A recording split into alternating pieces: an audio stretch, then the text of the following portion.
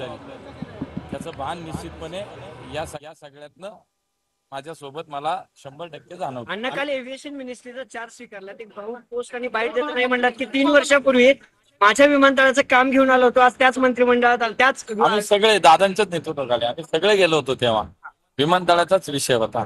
या विमानतळाच्या अनेक समस्या होत्या, काही संदर्भ होते, त्यासाठी आम्ही गेलो होतो. आणि काल तिथल्या पत्रकारांनी एकाने विचारलं की आपलेच मराठी पत्रकार होते, त्यांनी विचारलं की तुम्ही 2-3 वर्षापूर्वी साधारणतः इथं आला होता पुण्याचं काम घेऊन महापौर म्हणून, आज तुमच्याच हातात काही सूत्र आली इथं, तर निश्चितपणे तो एक आनंद आहे, समाधान आहे की देशाची सेवा करण्याची आता संधी मला माननीय मोदीजींच्या नेतृत्वाखाली आमच्या सगळ्या नेत्यांच्या मार्गदर्शनामध्ये या ठिकाणी मिळणार आहे. सरकारचं खरं तर महत्वाचं आलंय. महाराष्ट्रात सहकार पश्चिम प्रमाणात महाराष्ट्र खर तर कडून समृद्धीकडे.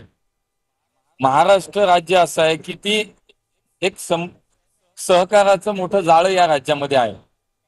समाजातल्या शेवटच्या माणसाला सहकाराने आधार दिलाय. आणि पुढच्या काळामध्ये आपण जर बघितलं तर देशामध्ये जवळपास 8 लाख सहकारी संस्था, त्यातल्या एकट्या महाराष्ट्रात 2.5 लाख आहे. म्हणजे किती मोठं महत्व सहकाराचं आपल्या राज्यामध्ये आहे.